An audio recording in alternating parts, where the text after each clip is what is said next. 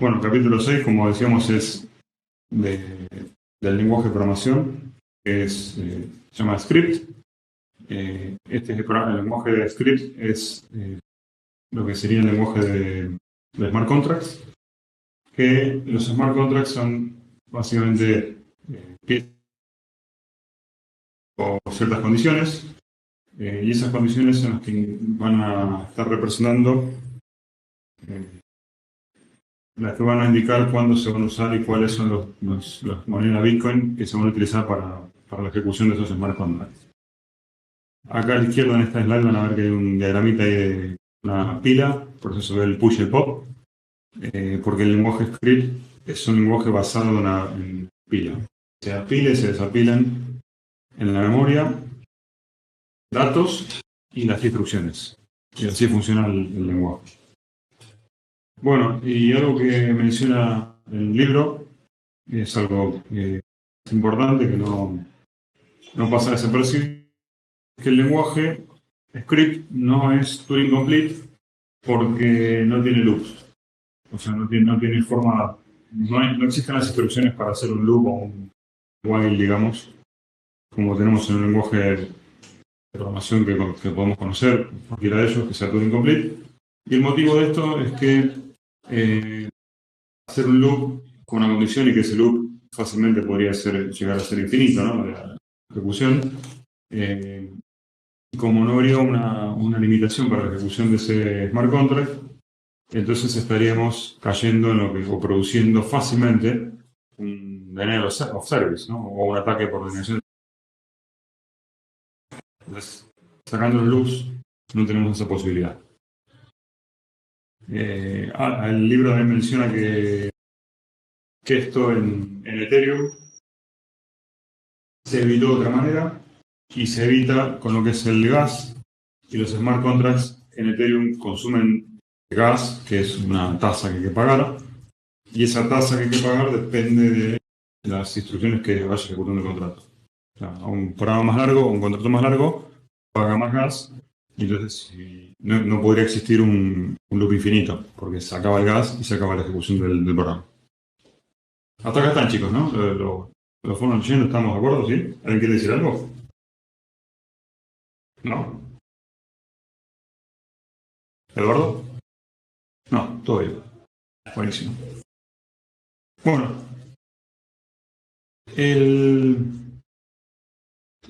existen dos conceptos, el de locking y el de unlocking.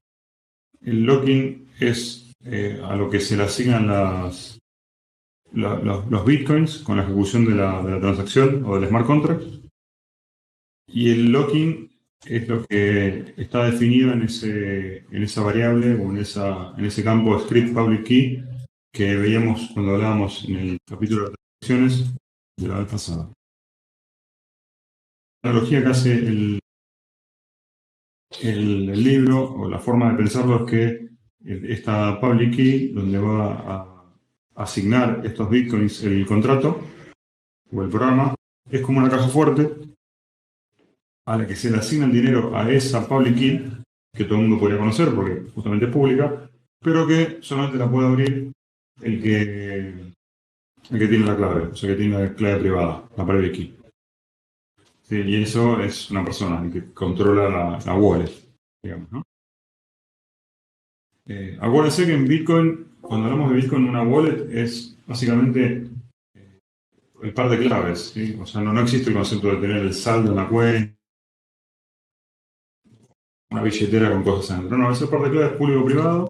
Y se acuerdan que el concepto de UTXO que veíamos con las transacciones y demás, o sea, para reconstruir el saldo que tiene una wallet, hay que recorrer todos los registros de la blockchain y llevar cuenta de cuáles son los que están sin gastar que corresponden a esa clave o a esa dirección, digamos, ¿no? Entonces, bueno, el script SIG de la firma es la que hace la apertura de esa caja fuerte y es el que, con esa clave, permite demostrar que uno es el titular de esa clave, de esa caja fuerte, y se puede usar los. Bueno, ¿cómo funciona el lenguaje script o cómo funciona el programa?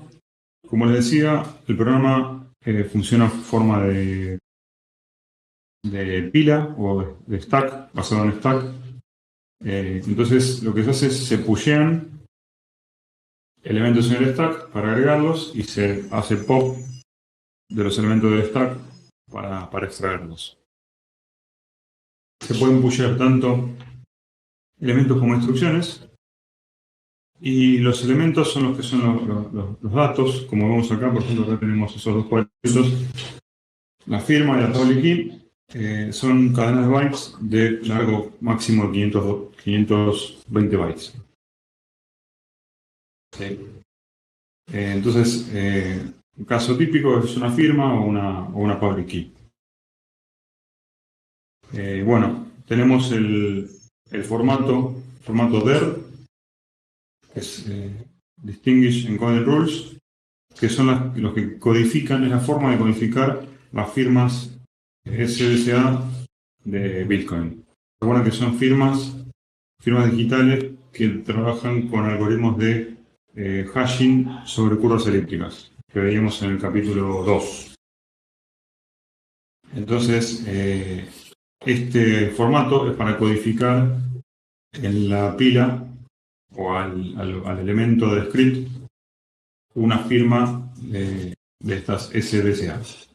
Y son dos números de 32 bytes. Bueno, y ahí está el nombre del estándar, que es el SEC, se llama, es el Encoding estándar de criptografía eficiente.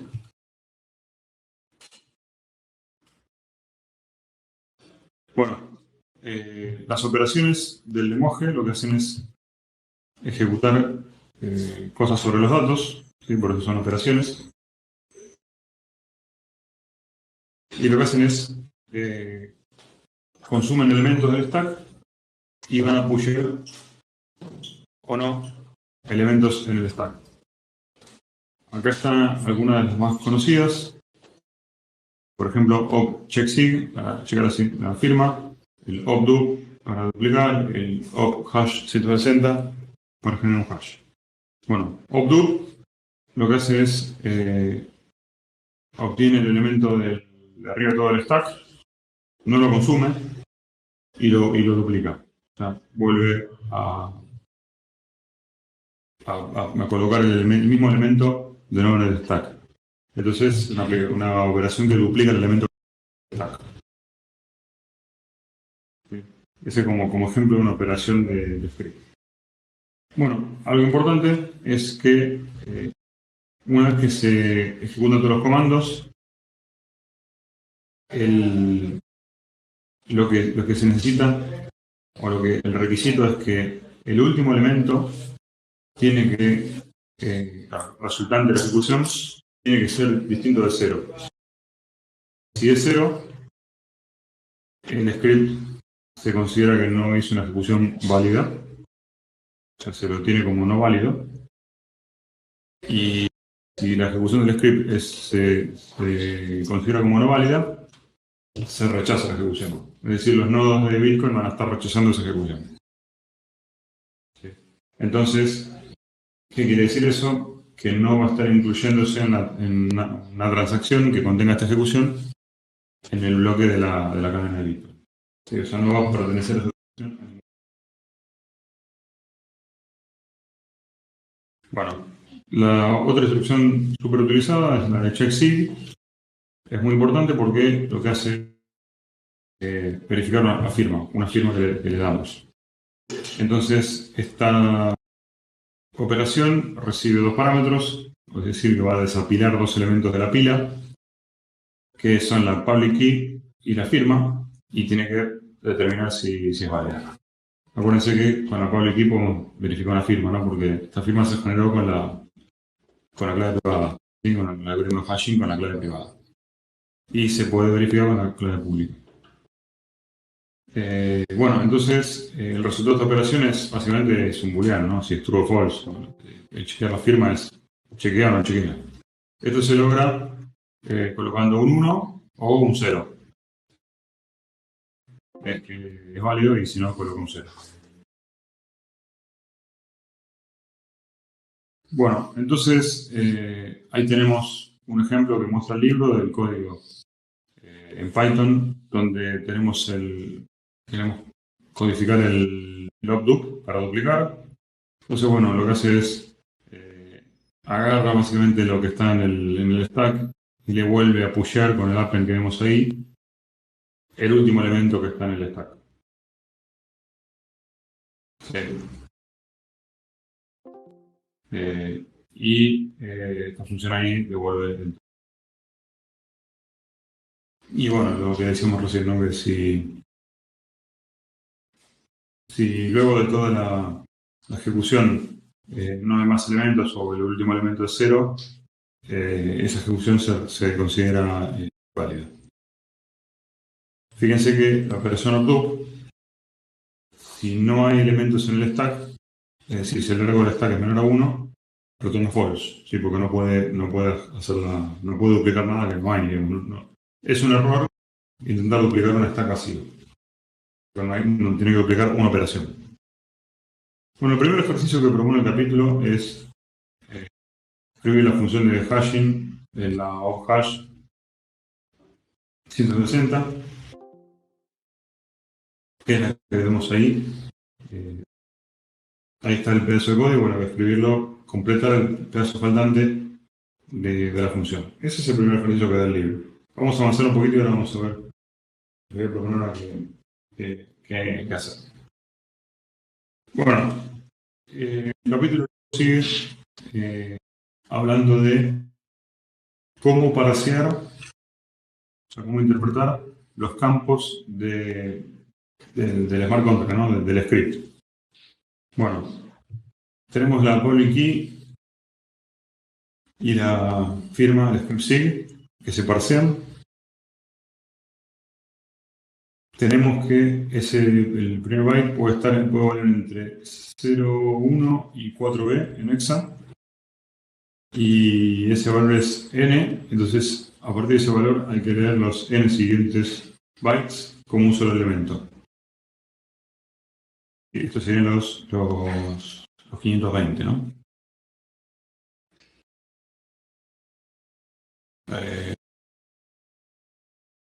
No, perdón, son menos, ¿no? Son menos elementos, son 76 elementos. 75, 76. Entonces, en ese caso, hay que leer ese contenido. Y si no, si el byte es otro, eso representa a una operación. Bueno, ¿cómo funciona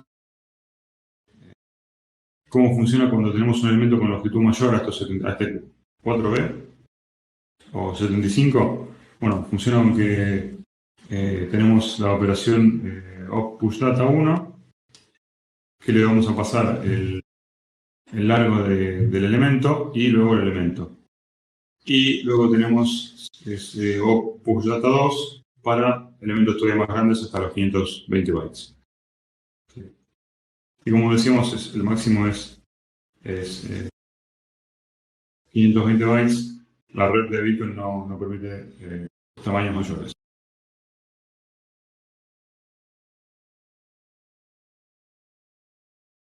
Bueno, entonces, para evaluar el script, combinamos la script part y el script sig, ¿sí?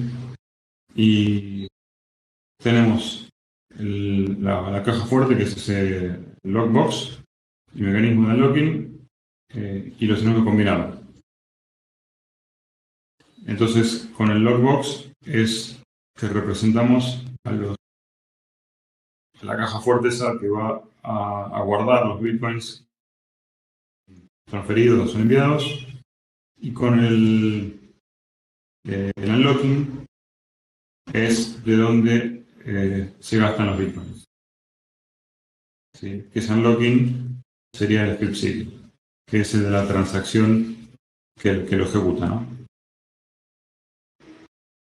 Y en el libro tienen ese diagramita que copiamos. Existen varios estándares de programas o de smart contract del lenguaje script. El primero de todos es el Pay to Public Key. Transferir o permite hacer un envío de Bitcoin a una clave pública. Y que es la que va a guardar el dinero que resulta de la ejecución de este contrato. Ese es el más utilizado.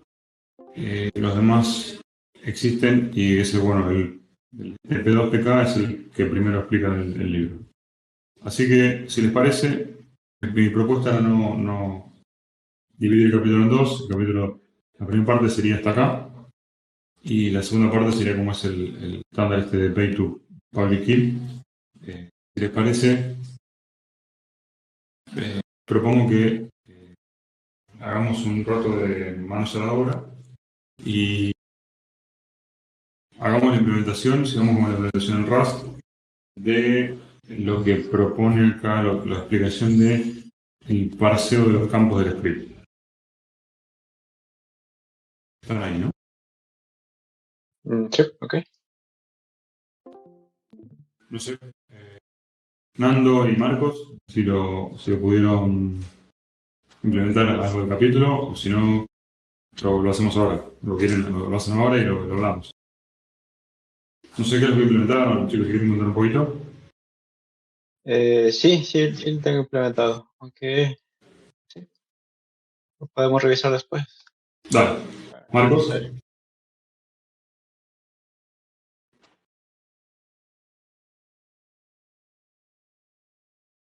el capítulo lo arrancas ahora. Ah, perfecto.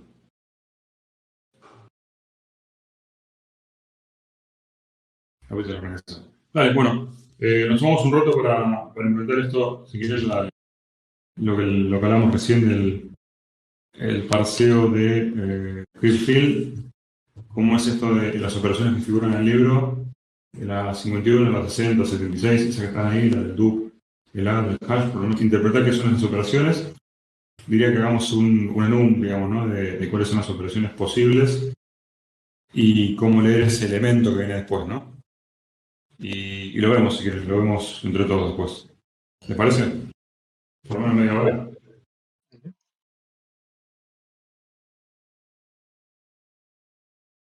¿Sí? De acuerdo. Dale, Nando, Marcos. Bien. Me muteo por un ratito entonces.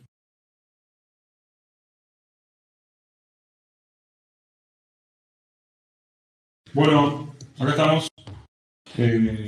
Ahí se fue Marcos, que saludó. Así que ahora somos menos. Nando, si te parece, ¿estás ahí? Sí. Estás ahí. Buenísimo. Nando, estuvimos viendo tu repositorio y vimos que lo habías completado, estuviste trabajando sobre el capítulo 6. Vimos que habías hecho la codificación en Rust. ¿Querés en este sentar tu pantalla? Claro. Ajá. ¿Sí? Sí. Igual estaba Vale. haciendo un refactor al código que tenía porque no estaba muy bien. ¿Tenés algo que se pueda mostrar, sí, en una versión compilando? Sí. Dale. Me muteo y seguimos con los ADN. Te llamamos. Vale, te escuchamos.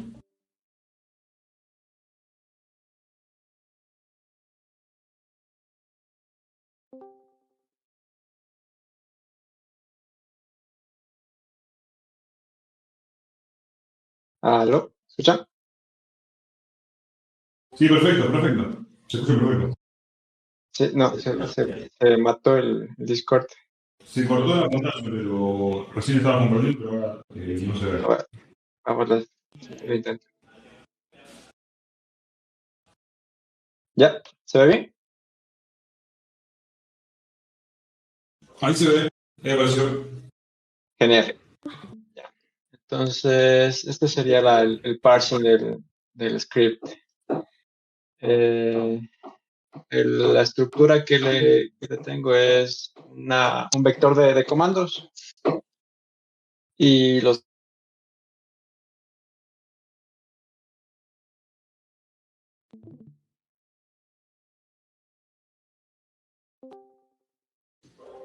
Sí, Nando, se te cortó la pantalla. Sí, está raro el Discord, no sé por qué. Otra vez, vamos. A ver, ahí Sí, apareció.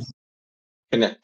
Entonces, sí, les comentaba que la parte del script es un vector de comandos y los comandos es un enum que tiene la parte de los elementos que se van a procesar y en sí las operaciones. Las operaciones también le puse con tipo enum, las que se estaban usando en el libro. No están todas, pero la mayoría. Eh, de ahí, en la parte de que había que leer sería el número de elementos que va a tener el script. Entonces, eso como es variable, hay que hacer un var-int para leer esa información. Entonces, aquí pueden ser ya sea de 2, de 4 o de 8 bytes la información respectiva. Eh, de aquí inicializo los comandos con un vector vacío para ir haciendo el push de los mismos. Y aquí, bueno, es un poco de lo que estaba haciendo el refactor. Antes le estaba usando con el big int, pero creo que no es necesario. Le está haciendo ese refactor y de ahí haciendo una pequeña comprobación del tamaño del vector y en base a eso haciendo el parsing de los bytes a endian y ahí sí obtener el length que debería estar en la parte de los comandos. Y después ya se hace el while del length respectivo con el count y se va leyendo obviamente los bytes el primero. Y aquí están las reglas que especifica el libro del tamaño, si está entre mayor a 1 o menor a 75, si es igual a 76. Todo esto de aquí serían los elementos, igual los elementos como son variables, entonces varía el tamaño respectivo. Nando, Nando, un comentario más. No convendría ponerlo ahí en el valor en hexa en vez de poner 76 ahí decimal. Sí, sí, sí. Digo, Sería por claridad, no para. Es equivalentemente, pero por claridad para el tema de cómo está escrito en el protocolo, en el libro, ¿no? para que no se. Sí, Sí, es un comentario más. Dale, ya dale. la hago, Te dejo hago el con el. refactar esa parte de aquí de los números. Está el de 77 igual. Y se va haciendo el push a la parte de los comandos. Y si es que no coincide ninguno de esos, quiere decir que es una operación. Y igual la operación se hace el parsing dependiendo del número. Aquí también están en Exa estos aquí tengo que hacer el refactor para sacar. Y al final ya se hace la comprobación, que tiene que ser la longitud de lo que se leyó con el conteo. Debe ser igual, si no, se corta el programa. Y en base a eso ya se genera la parte de los scripts. También está el test, y ya está bien, lo ejecuté, y, y pasa sin problema. Entonces, sí, así esa parte de aquí no estoy muy seguro si sea la más correcta de hacer. Eso sí. ¿Alguna pregunta? ¿Cómo, Nando? Sí. No sé si tienen alguna pregunta. No, no, está muy bien, está muy prolijo, me gusta cómo está. Está bien. Simplemente como lo hicimos la vez pasada ahí, llegan parse de vuelta, podés hacer un return del error que no se está haciendo un error ahí en cada caso. A no ser mal. No, ahí se cortó un poco. ¿Cómo? Sí, Nando, te decía, la función parse devuelve un result. Ajá. Entonces, simplemente conviene, donde están haciendo el try into, no hacer el Sí, eso. Eso no entiendo. Por ejemplo, aquí en el Trying to Ahí lo hiciste, ahí lo hiciste, y en el otro, ¿por qué no lo hacías? porque no, me da error. No sé por qué. Le doy así y, A ver, compilaron a nosotros. y, y da el error porque no puede hacer la conversión al AnyHook. Podés hacer un punto map error. ¿Con Ahí lo cuál? tenés. Punto map error. Punto map error ahí. Y ahí le pones. ¿Con 20? No, anyhow. Anyhow. Anyhow. Y ahí eso. El más raro, ese es un lambda, ¿no? No. Ahí está. Y después de map error, le pones así una interrogación.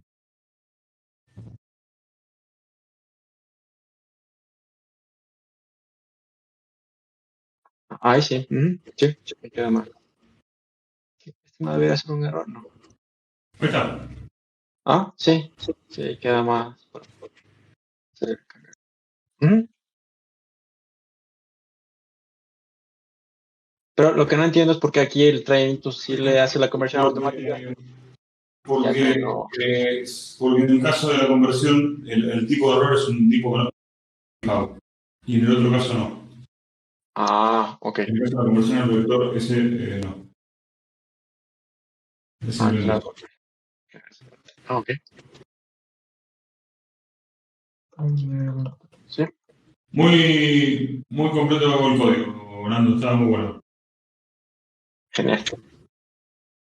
Me gustó mucho, está muy prolijo. Bueno, siempre se pone acceso a los factors, pero sí, está muy prolijo.